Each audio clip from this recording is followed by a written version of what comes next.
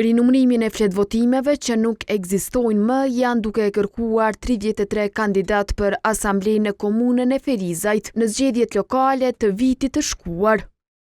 Kandidati i pavarur Bashkim Fazliu në emër të këtij grupi të hënën e ka dorëzuar kërkesën në KQZ e ku është njoftuar edhe për asgjësimin e këtyre fletvotimeve.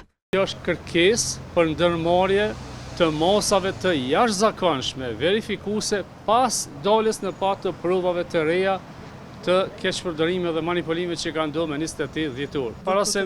Para se me fillu, unë kam hulumtu faqen e KQZ-s, edhe ju hulumtoni faqen e KQZ-s, askon nuk kam pa një njoftim zyrtar nga KQZ-ja se janë asgjësu fletvotimet. Në KQZ kanë thënë se asgjësimi i materialeve zgjedhore të zgjedhjeve lokale të 2025-s është bërë brenda afatit ligjor.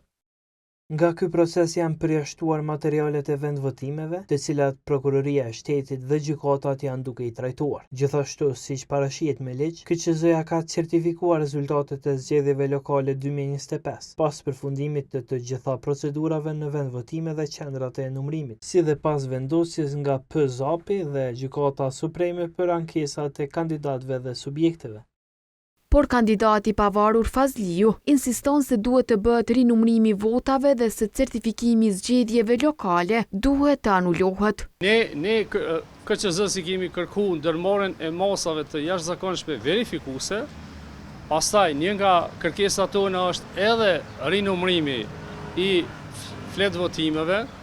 Nëse nuk ka diçka, do thotë nëse del rezultati i njëjtë për Hajukov, nuk është kurfar problemi, po në rast se nuk del rezultati i njëjtë, atëherë kemi kërkuar mu anulu ai certifikim. Fazliu po ashtu ka thënë se gjatë ditës është truar kërkesë në Prokurorinë Themelore të Ferizajt për zgjerim të hetimeve dhe masa të jashtëzakonshme verifikuese lidhur me procesin zgjedhor, përfshirë edhe mundësinë e rinumrimit të votave të zgjedhjeve lokale.